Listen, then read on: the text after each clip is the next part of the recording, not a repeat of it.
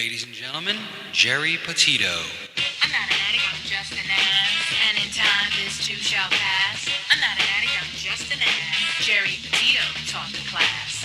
I'm not an addict, I'm just an ass. Love's the answer, the greener grass. I'm not an addict, I'm just an ass. One day at a time, free at last. When you don't know just what to do, Just what to do, just what to do.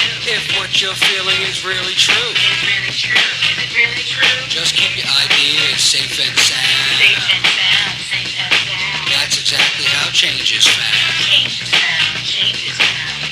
I'm not an addict, I'm just an ass. And in time, this too shall pass. I'm not an addict, I'm just an ass. Geri Petito taught the class. I'm not an addict, I'm just an ass. Love's the answer, the greener grass. I'm not an addict, I'm just an ass. One day at a time, free at last. Hello, everyone, and welcome to the Geri Petito Show. Everyone and anyone who knows me knows I am the author of I'm Not an Addict, I'm Just an Ass. I'd rather be a smartass than a dumbass. Because, guys, 32 years ago, I was a dumbass. But today, 32 years later, through the grace of God, I can honestly say now I'm a smartass. Yes, the word ass is in the Bible at least 40 times, and it means donkey, and that's what I was. I'm saying all that to say this. You know, guys, we've all had the roughest few years of our lives all over the world, not just here. And I want everyone out there to know someone is listening. I'm a nutritional health coach. I'm also a recovery coach. So I want you to know that I am here for you. All my services are free. So if anyone is struggling, please, please, please reach out. And if you think my book can help someone, because I do, you can go right to Simon & Schuster's bookstore, Archway Publishing, BAM, Amazon, Barnes & Noble. You can go to my website, www.geripetito.com, and please subscribe to the Geri Petito Show YouTube channel. A lot of cool things happening. So, guys, I want to give a shout-out to a few of my sponsors before I introduce my guest. SOS for Life, the number 4. They're having their second annual benefit event called Christmas Feels Like Home, and it's being held at the Vinyl Lab in Nashville, December 9th. www.christmasfeelslikehome.com and www.sos, the number 4, life.org. All their proceeds go to help children in need, no matter what that need is, okay? Another one of my sponsors, he's no stranger in the music world, Michael D'Amore. You can go to www.michaeldamore.com. $1.99, you can download some of his music. He's one of the greatest singers under Elvis Presley. That's right, you heard me say that. Okay, Brian Buckenfuso. Everyone in Mercer County knows him as Bucky. He's a retired Robbinsville police officer, and he's running for Mercer County Sheriff. I've known this guy most of my life. He's like family. We've even done commercials for him here in Hamilton Radio. And guys, we need him in office. Please, please, Bucky for sheriff. And last, certainly not least, Anthony Hudson, presidential candidate 2024. His slogan is people before politics. Guys, not only do I know this guy personally, he's been to our studio several times. He lives in Michigan. He's just a regular truck driver. He's nonpartisan. And not only has he been here, I and Ruben, the other producer here at Hamilton Radio, we met Anthony in Yuma, Arizona this year at the borders. We were with the Border Patrol, we were with the Sheriff Department, we covered the stories there.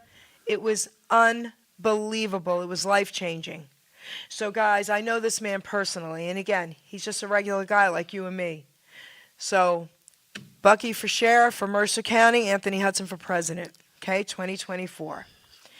So, you guys know I always bring it, right? Well, honey, I'm bringing it again. This guy right here, Ricardo Richard, he owns a piece of my heart as well. All right? I got to know him many moons ago, right? Yeah, definitely. So tell everybody how we met. We met because I had reached out to Hamilton Radio. I was just looking just for opportunity to try to get the Hurt People, Bitter and Broken series out there.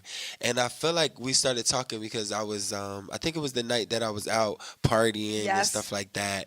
And I had seen a message coming from out of a club, intoxicated, and And I think that's where it started. Like me having a wild night in Philadelphia to, you talking to me about God, and I just knew in that moment, like looking back, that was a God moment. You get what I mean? So, and then now we are 5 years later. So what really happened was I couldn't sleep one night, Wow. and this young man reaches out to me on Messenger. We didn't know each other. Hmm. And God said, respond. Wow. So here we are, and we were talking on the phone, and I talked him off of this drunken cliff that night, okay? Talked to him about God. Yes.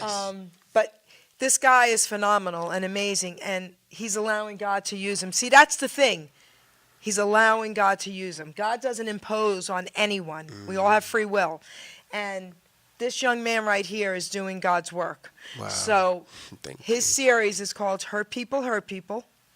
We're going to also talk about a series he's going to be doing because I gave him an idea and he's got to do it, called Healed People, Heal People. Because between the two of us, we were hurt people. Yeah. And now we're healed people. Absolutely. And that's what we're trying to do, help hurt people be healed. Yes. Absolutely. So, take the mic, kid. He's not a kid, but to me he is. And tell everyone a little bit about your story. So I have recently, back in July 10th, our movie came out. It's the final, I guess, series of the Hurt People, Bitter and Broken brand. I'm really excited. I was working on it for over 5 years. And the movie kind of takes off where the brother Tristan, remember his two other brothers were murdered in the city of Trenton, and now he's just trying to figure out like what happened to his brothers. Now he's on the search. He's only about 12 years old, and he's just on the search to figure out what's going on. My character is coming out of rehab, and he's just trying to juggle life, and it's a real. Oh, it was such a heartfelt a part of the movie. I don't want to say too much because I would love for you guys to watch it. But it was a part where me and my character, where he met his father, and it was a scene I felt like that needed to be shown between young men and their fathers, especially when you don't know your father and you meet your father. And to say a little bit, he thought his father was passed on, so to only find out his father was living around the corner from him, his whole life, so, and had a whole nother family. So it gets real. That scene was very emotional for me. But yes, that's the movie, and then also the Bree character, she's still on the search to find out who her mother is, and she's going through her trials and tribulations. So I felt like just closing this with a movie, a 3-part movie, it was necessary, and I really grateful that I was able to do it. So altogether it's 18 episodes. So I'm really excited about it. It was my baby, and I'm excited about the next chapter. So if you guys haven't, please go to YouTube and type in Bitter and Broken web series, so that way you guys can check out all the episodes and everything. So, okay, so it's question time. Yes. So, all right, I'm going to share something with everybody that I actually shared with my producer today. So I grew up in Long Island City, New York, and had a juvenile delinquent card when I was 10 years old. It was called the JD card back then. I'm 62, so we're going back 52 years. And I don't even know if they still do that. But the reason I got one, and I'm very proud of it, was because I used to beat up the bullies. But the bullies were 10 times my size. I was this tiny little thing, and my brother was obese and always bullied. But the reason I'm sharing that is this. I used to get my butt kicked by these bullies, but I didn't care. Wow. As long as I got one shot in. I was a kid. So keep in mind what I'm saying here. I didn't know that they were also being bullied. Okay? I was a kid. What I want to say to everybody, and then we're going to have you talk about this, is hurt people hurt people. This is brilliant. Yeah. Because bullies are being bullied severely at home. And I got to talk to my brother's biggest bully. Her and her brother were two of the biggest bullies where we grew up. She talked to me recently and said, please apologize to your brother, and told me how badly they were bullied at home. Wow. And that was beautiful. That was a God moment. Yeah. So I want everybody out there who looks at the bully as this horrible person to also try to help the bully, because they need help probably more than the kids even being bullied. So talk a little bit about hurt people. Like, not so much just the documentary, but the feelings and everything attached to it. Yeah, I believe hurt people is a real thing. I realize that you never know like what people are going through, behind closed doors, and I just think that's why it's so important. I think for us to have grace, and I just started realizing like um about, I've been talking lately about these generational curses that plagues us from generation to generation. Me and my mother yesterday, we had a conversation, and I was just thinking about some things because I was talking to her, and I was like, Mom, uh I was at church the other day, and my pastor was just like, won't you? I can't believe you got a book coming out. Won't you come to Trenton High and speak? And I thought, wow, that'd be amazing. And I Yes, told my well, mom, I went to go talk to her. My mom, I said, Mom, how do you feel? I said, if I go, um, to Trenton High or whatever and talk about, my story, I'm gonna have to mention you. And that's when it made me realize, like, um, about generational curses, but also having generational grace for each other. I realized that not just with my parents or just anybody in general, no matter what your hurt is, people are leaking. You get what I mean? We're all leaking. And this is why I love, what Jerry was saying even before about heal people, because it got to get to a place where where we're leaking, and we've been accustomed to hurting and not realizing we're hurting. We got to get to the healing part too. You get what I mean? So I think that also comes with like self-awareness and doing the work. And I don't think we could escape the work, because in order for you to decide that you want better, you got to realize that you're sick. And what do sick people do? We go to the hospital. We don't try to. We don't get perfect. You get what I mean? We go as we're sick, and we want to get to the healing. So I think it's important to be self-aware and to ask for help. You get what I mean? Most people that are dealing with hurt or trauma or anxiety or whatever it is, sometimes people are afraid to ask for help. So I think that is important to ask for help when you're hurting. So let me ask you something. When you asked your mom that, what did she say? I think that she went a little mute. And I just told her, tell me how you really feel. And I think she didn't want, I think she was a little reluctant, even though she said, tell your story. You get what I mean? But I think that when you're telling your story, sometimes you're also telling That's somebody else's story. That's You right. get what I mean? And everybody might not necessarily, story might not want to be told. Okay. But I was just telling her and my father, because I had a conversation with him too. I was like, Dad, he said, do what you have to do. And I said, I told my mom, I said, I'm not interested in telling my business or not interested on intentionally hurting my mom or my father. But I do realize that my life is not my own, and my business is not just my business, it's God's business. So if God is calling me to it, I know He's going to bring me through it. So on the other side of it, if it's about uplifting and healing somebody else, a younger Richard, you get what I'm saying? A younger Jerry that needs to know that, yes, I felt unworthy. Yes, I felt worthless. Yes, I felt, just unloved. But despite all of that, that you could come on the other side of that, through God and have a relationship with Him, that all things are possible. Like, I'm going to do it. So, and when I was just telling my mom that or whatever, it was just like she understood, but I know that she still was a little reluctant. But it's about somebody else. You get what I mean? God didn't just create me for me to just keep all of these experiences by myself. For myself, it's for me to go tell somebody my story and hoping that it could heal somebody else. So that's just how I feel. Like, even I would say, and I think I shared this with you too. Like, well, even with my brother passing away 2 years ago, when I talk about those experiences, those things are traumatic. They hurt. But at the end of the day, I realize that my brother's not here to tell his story. So being that I'm connected to my brother, if I can help someone out there and they don't have to go through what I'm going through years later, then his death wasn't in vain. You get what I mean? So I realized that I have to tell his story. I have to tell my story. I have to tell some of my mother's story, some of my father's story that's connected to mine and how it affect me. So guess what? Another young man or young woman doesn't have to get murdered in the street. You get what I mean? Another young man doesn't have to deal with low self-esteem and the things that I had to go through. So it's my responsibility to share my trauma with the people and in hopes that it will heal a generation of people. So I'm going to share something that I didn't even share with you, maybe. So my mother was a very tough woman. Okay, I had a little bit of both worlds. Yeah. My father, beautiful man from Italy. His whole family ended up coming here. Hardworking people. He was sent on that ship alone at 13 years old Wow. to the island. I mean, they had to because he was a American citizen as well, based on when my grandmother was pregnant in the U.S., whatever the laws. But he came alone on that boat to meet an uncle he never met before. Now, if we did that today to a 14-year-old, they'd be traumatized and abused and the whole bit. Right.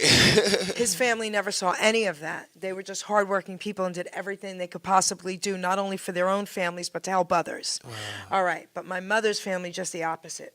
Okay, a lot of abuse, a lot of trauma, a lot of hurt, a lot of pain. Yeah. So my mother and I always butt heads. So I had a nightmare. My mother was already gone, and I had a nightmare, and God said, forgive your mother. That's I'll good. never forget this. I woke up crying and said, Mom, I forgive you. Okay. Wow. Now, I'm on Facebook a few Yeah. years ago. Yeah. So guys, social media could be amazing if it's used for good. Right. We have a Long Island City group, and I recognized two names of these older women, and I knew they were related to my mother somehow. So I reached out to them and said, do you remember me? And I was Geraldine. And they said, yes, you're Geraldine, Lucy's daughter. And I said, could we talk? Both these women were in their 80s. They told me the truth about what really happened when my mother was young with her mother. And then I realized, hurt people hurt people. Yeah, for and sure. how the trauma goes down and down and down. And if it's not dealt with, Absolutely, and that's why I was saying what I remember, and this is why I relish the opportunity for me and my mother to have more open dialogue, because what I realized is that when I was saying, okay, so growing up I was raised by my father, so I grew up just feeling like, I didn't feel loved. You get Can what you I mean? share a little? Like I would say I was raised by my father, so my mother was in my life, but I didn't live with my mother, so I grew up just feeling like really like unloved, and I felt like I didn't feel wanted. You get what I mean? And I felt abandoned. And this is a conversation, like I said, me and my mom had yesterday, and I told her, like, I gotta go tell my story, because it's not about me and you. It's about, helping other people, because we have a better relationship now. But I remember it was one day where, and this is a moment where we share in common. I remember it was this day where I had fell asleep, right? Falling asleep at work, y'all. So I dozed off at work. And in this dream, I saw my mother coming down the steps, right? And I remember, I felt like, I don't know, I turned into a little kid, because a lot of us don't know. When we don't begin to heal and do the work that we need to do, we're still that 5-year-old, 6-year-old, broken, hurt, traumatized little person. You get what I mean? So I remember like being in the car, and then I was just like, I had my back turned, and I was like pouting. And I remember in a dream or whatever, like my mom, like just being so broken. And when I woke up from the dream, all I remember was I just started bawling. Like I started crying like tremendously, and I felt like it was almost as if God was telling me, like, Richard, like your mom or whatever, she's hurting, she's broken, she has these invisible wounds. You get what I mean? And some, a lot of those wounds don't have anything to do with you. These are things that was passed on from generation to generation from her mother, and then so forth. So it's just like when you get your parents, you don't realize that your parents have holes in them. Your parents are inflicted from their trauma, from their childhood. And when we don't heal, when we don't get the therapy, when we don't go to God, when we don't do the work on ourselves, then we pass down we pass down these hurts and these traumas, and we wind up inflicting our children. So you're hurting me because you were hurt, and then now I in turn I hurt you. You get what I mean? So that's why this hurt people hurt. But again, we don't see the holes. So I think what I did was, when I was a kid, I was trying to put my finger, and I was trying to cover the holes up, from my mom. Like, if I do this and if I do that and I do this, maybe I'll make her happy. When I didn't realize that, what my mom needed was, she had to work on her own healing. She had to go to her father, which is in heaven. She had to have conversations with her mother. You get what I mean? And this is the thing that we don't do. We don't have these conversations. We sweep stuff under the rug, and we need to have hard conversations so that way we can heal. And once I heal, guess what? If God bless me, then my children's heal. Somebody got to come along the line and say, no more, like, no more family secrets. You get what I'm saying? We're going to talk about this. Like, we're going to come together. We're going to heal. And so when I woke up and I cried, I felt like what God was telling me is, I need you to love your mom. Yes. I need you to love your mom, not with your love that's warped and tainted, but with my love. And it made me realize, and then I don't know the connection, but right after that, I found out my stepmother was on life support. So it was almost as if, like, my stepmother was like, I'm getting ready to go. Now it's time for you to make right with your mom. Like, you get what I mean? I have a question. Hold that thought. Because I woke up hysterical crying too. Yeah. When I got on my knees, my mom was already gone, and said, Mom, I forgive you. Wow. But I have a question for you. Mm-hmm. Your stepmom was good to you? Yeah. Okay. So Yes. she helped raise you? She helped raise me, yes. Okay, so continue. Yeah, she helped raise me. And so my mother, I would say, like, she's one of the most amazing people. Like, she has a big heart, and she wants to help everybody. And I think in the past why we probably clashed a little bit is because we're similar. You get what I mean? But I remember one time I was going through this relationship and she was just like, what's wrong with you? You got low self-esteem. And I remember telling her, like, I shut down. And I remember not saying anything. And I remember my sister told my mom, and my mom's like, Richard, I'm so sorry. I said, Mom, like, she was like, I'm so hard. My mom just raised me so hard. She talked to me so, hard. And I'm like, I understand, Mom, but that don't work for me, because then I withdraw, because God tells me that I have to honor you, so I'm gonna honor you. I said, but it's gonna make me limit my access. So we gotta love each other, and we have to heal, each other by doing the work. So I love the relationship where, like, me and my mother is going at now. Like, I'm praying for her. You get what I mean? I think that she's gonna really be amazing, amazing woman of God. You get what I mean? But even yesterday, she shared with me a little bit, of her story and what she went through with her mother. So even in that moment, I felt like we were healing. So wait, do you not know her whole story I don't yet? know her whole story. So in that moment when I was like, Mom, I'm going to have to start telling people, it's not just to make you look bad, because I know that you did the best at what you could. My mom was a teenage mother. You get what I mean? Like, 2 kids at 18. So I now that I'm older, I have to give her so much grace. But as a kid, I thought like a kid. So I was upset, and I felt like, why wasn't you there? But now that I'm older, I'm able to look back and say, you know what, job well done. You did the best that you could. Anybody that know the story of Joseph, right?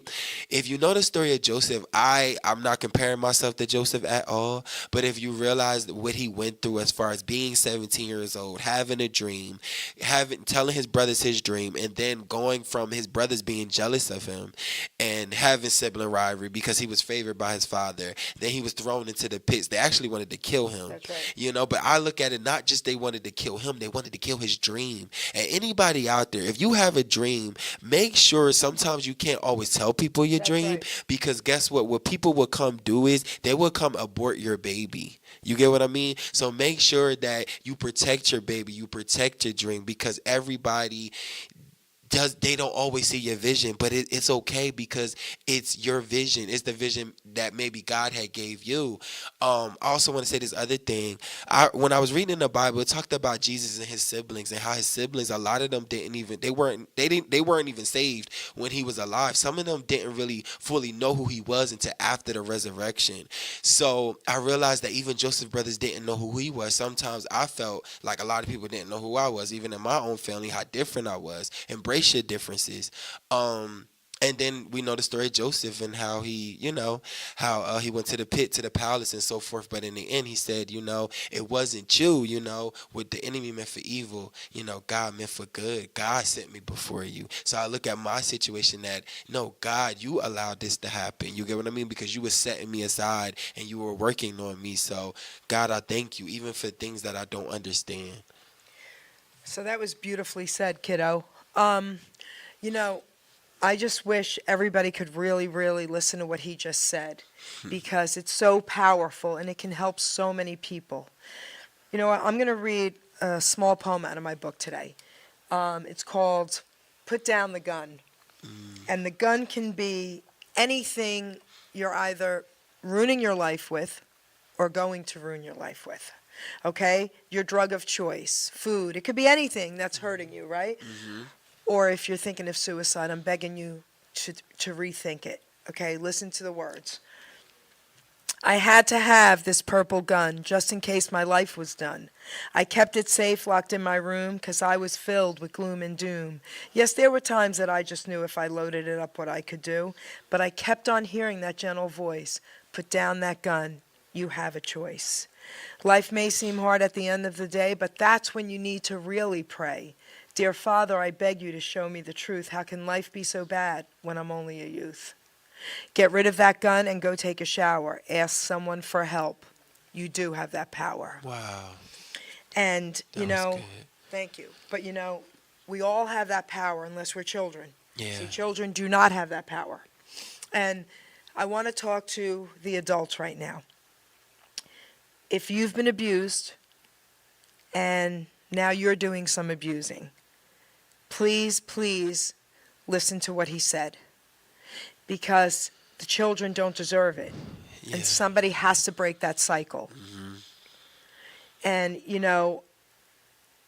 when I finally found out the truth about the abuse my mother went through at 5 years old, I was like, holy cow. So we don't really know why everybody abuses others, but we do know they've been hurt. Right.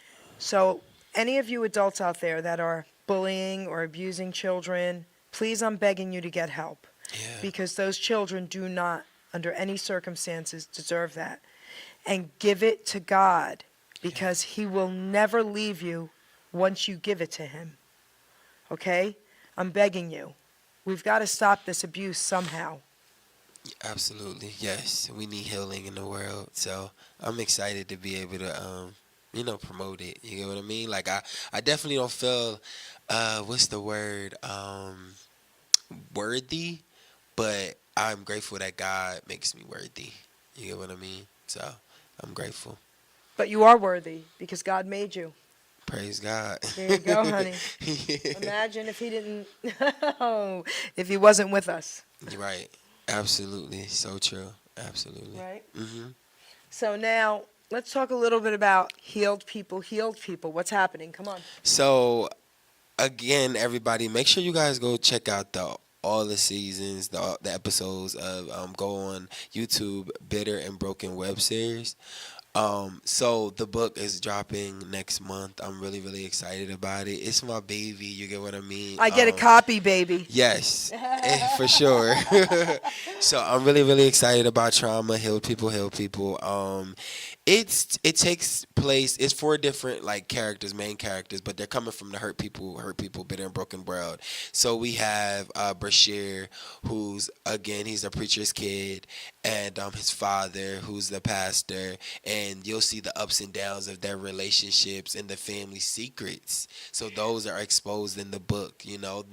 Not just because a person may be the man of the cloth, like everybody that may appear to be a man of the cloth, like you have to also examine your heart, because you can say, oh, don't do this and don't do that, but where is your heart before God? How are you treating your brother? And that's why I love the scripture about in the scripture where it talks about how can you love a God that you haven't seen, but your brother or your sister, I'm paraphrasing y'all, where we say we don't love them. And that's why it's important where God talks about, love me with all your heart, with all your mind, with all your, your strength. And the same thing with people. Like God wants us to love our neighbor. You get what I mean? So that's why it's so important. Because it's going to be people that he uses to bless you.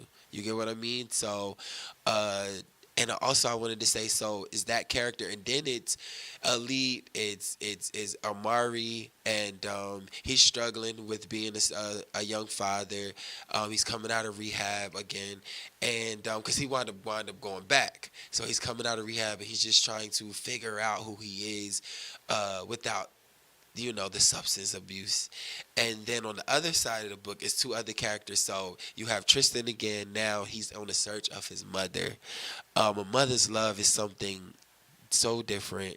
I mean, God's love is the best love we could ever have, but also mother's love is important. So he's on the search to find out where his mother is, and then we finally meet the mother of the three boys, and now she is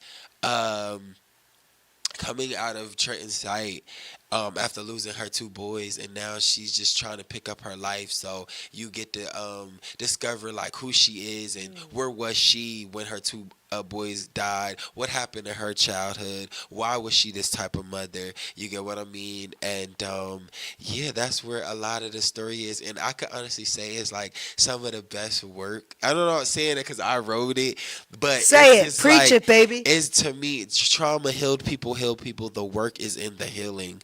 It's such a true statement because, like I said, we have to do the work and you have to dig deep. And a lot of times we start digging. And this is what I told my dad the other day. It's almost like if y'all seen the movie Ghost, right?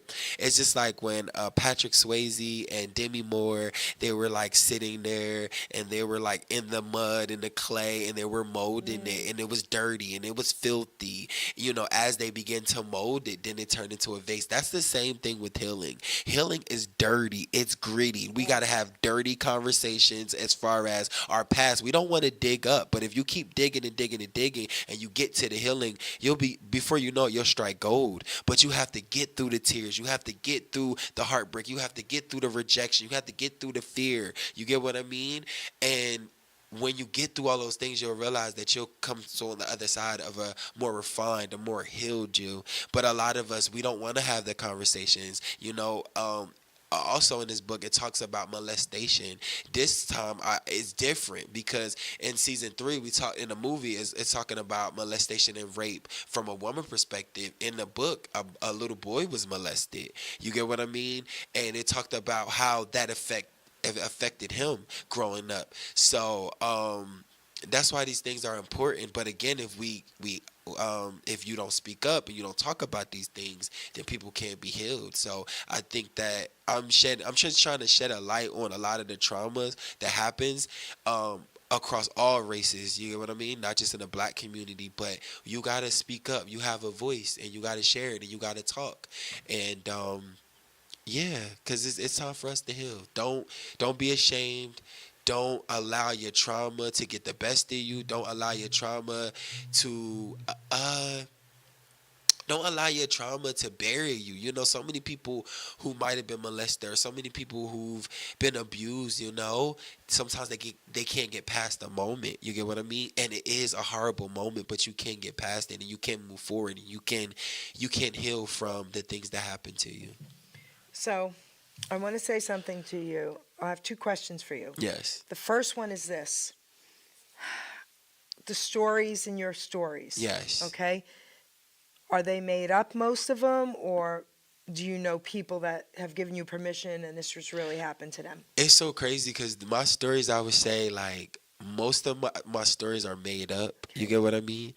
But there are times where, all right, let me give y'all an example. Season 1, right, I have wrote about Summer's character and how she had a stillborn baby, and basically how she was just saying she was upset with God and she was mad because she lost her baby. And as I was writing it and stuff like that, I was like, this is a conversation I had with my aunt, but I Okay. never knew. You get what I Okay. mean? I'm just think that I'm writing, and it was actually a Yeah. real situation. I had did in the movie that's out now, you guys. I did a Dear Mama rap, right? If y'all know this, the song Tupac got a song to his mom. So Frederica, who plays the Summer character, she actually wrote the rap in real life for her Okay. mother. So I used the lyrics and I put it in the movie, right? Playing the character Amari, and my mom was like, "That was about me," but it wasn't. You get what I'm Okay. saying? But these So messages many are people. universal. Right. They're universal. Yeah. So she was able to look at that and was like, my son's talking about me, I have a story. So I was just like, wow, they weren't about her. Right. But but I realize again that they're universal. So some Yes. people are gonna, it's gonna feel personal to them. So Yes. yeah. So now here's my question for you. What when was that moment Uh for you that you knew you were able to heal and then take it a step further with writing? huh.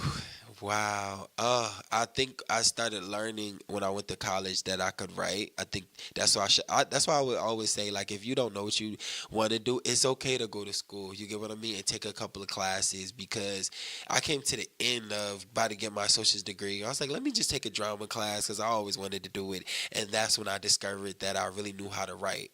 So I'm so grateful for that opportunity. Shout out to Mercer County Community College. And I think I started when I started writing Hurt People, I was just trying to heal, you guys. Yep. I was hurt. I was bitter. I was broken. You get what I mean? And I just started writing because of where I was feeling with my best friend at that time, being that he had passed away. But God, I feel like, gave me a revelation. And the truth was, 8 years later, was that when me and my best friend was making, sometimes you have God will separate you when He's trying to elevate you. And what I realized was that I was feeling the nudge that it was time to separate, but because the separation happened the way it did, I felt guilty because my best friend reached out to me before he passed. But when all reality was, God was already separating me. God knew He was going to die, and God was separating me. But hear me when I say the enemy would take a little bit of the truth and he would make and he would pollute it. You get what I mean? And then it would becomes a lie. So basically, what I allowed myself to do is I mixed a little bit of the truth, you get what I'm saying, with a lot of bit of a lie. And I began to blame myself for my friend dying and, if I could have been there and all these other things, which I had no control over now, years later, after healing. Um, but that's why I say it's important to keep your eyes on God and also be accountable to other people. You know what I mean? And that's why I would say therapy also helped me. But I think me just trying to get to the healing myself, Yep. and me not realizing that God is so good, you guys, because let me tell Come y'all, on, tell us. listen, do we understand that the things that we need is already inside of us?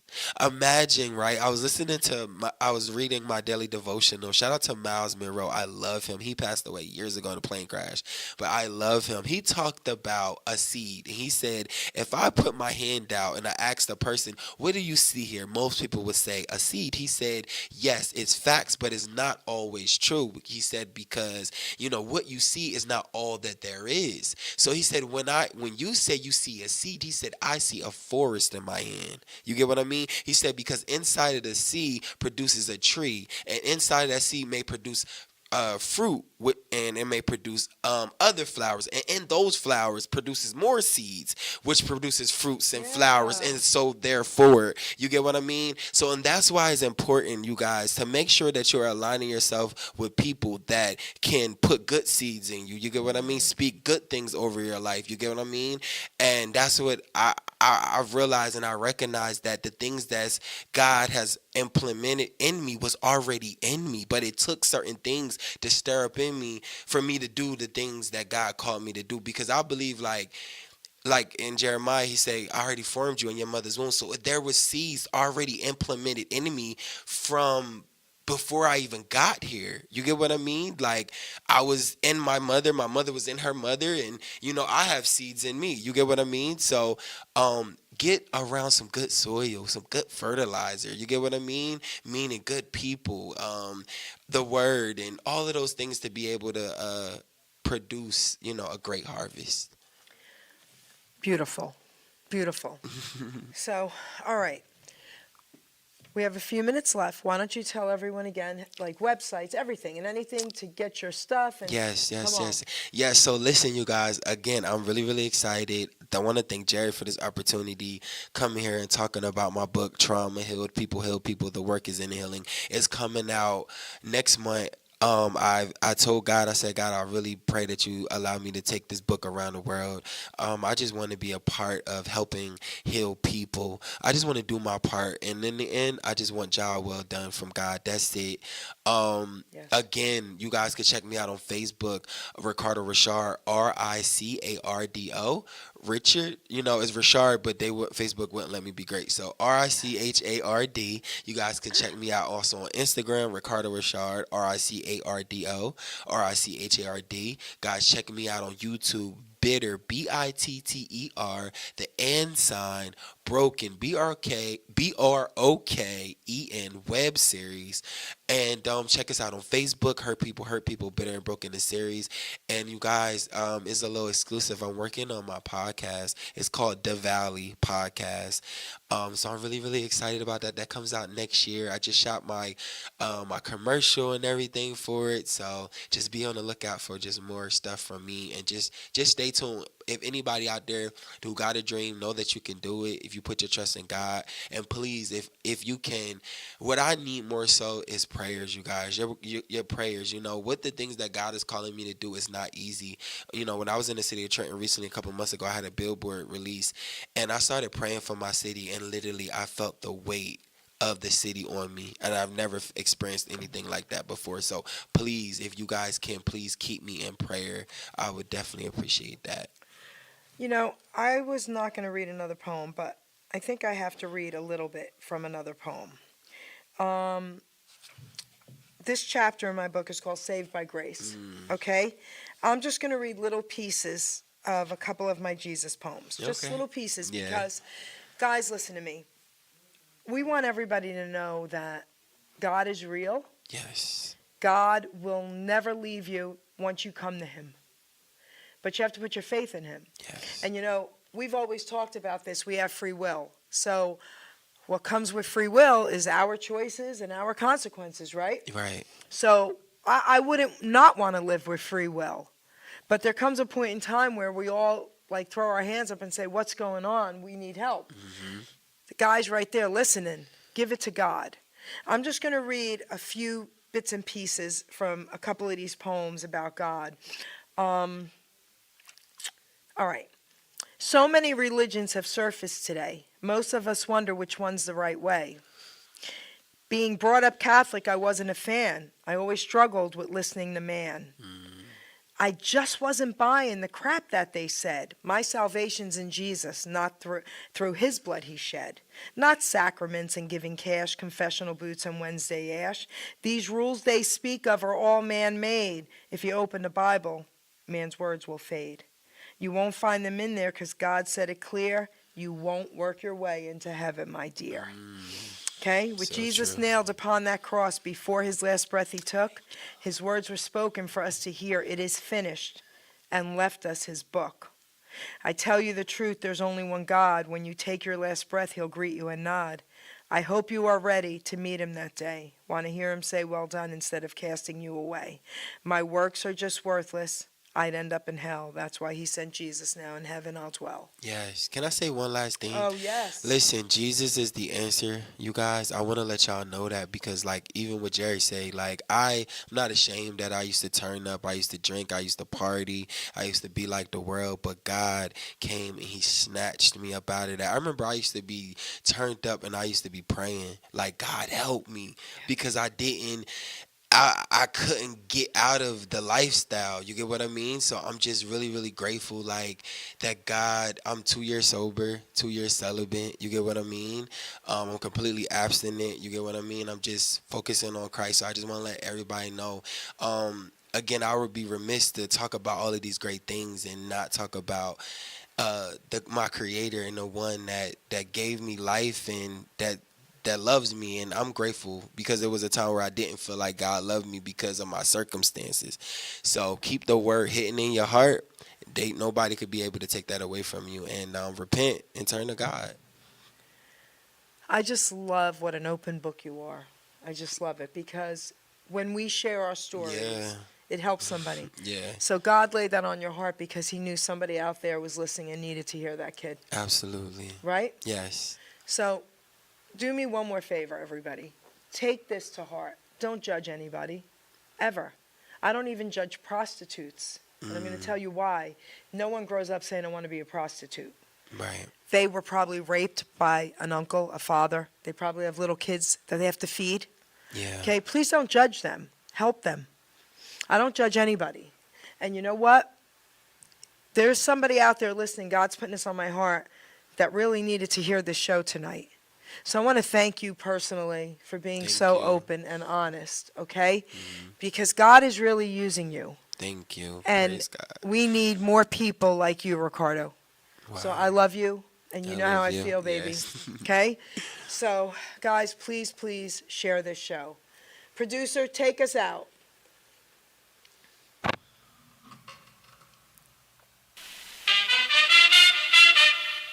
Ladies and gentlemen, Geri Petito. I'm not an addict, I'm just an ass. And in time, this too shall pass. I'm not an addict, I'm just an ass. Geri Petito taught the class. I'm not an addict, I'm just an ass. Love's the answer, the greener grass. I'm not an addict, I'm just an ass. One day at a time, free at last. When you don't know just what to do, Just what to do, just what to do. if what you're feeling is really true, Is it really true? Is it really true? just keep your ideas safe and sound. Safe and sound, safe and sound. That's exactly how change is found. Change is found, change is found. I'm not an addict, I'm just an ass. And in time, this too shall pass. I'm not an addict, I'm just an ass. Geri Petito taught the class. I'm not an addict, I'm just an ass. Love's the answer, the greener grass. I'm not an addict, I'm just an ass. One day at a time, free at last.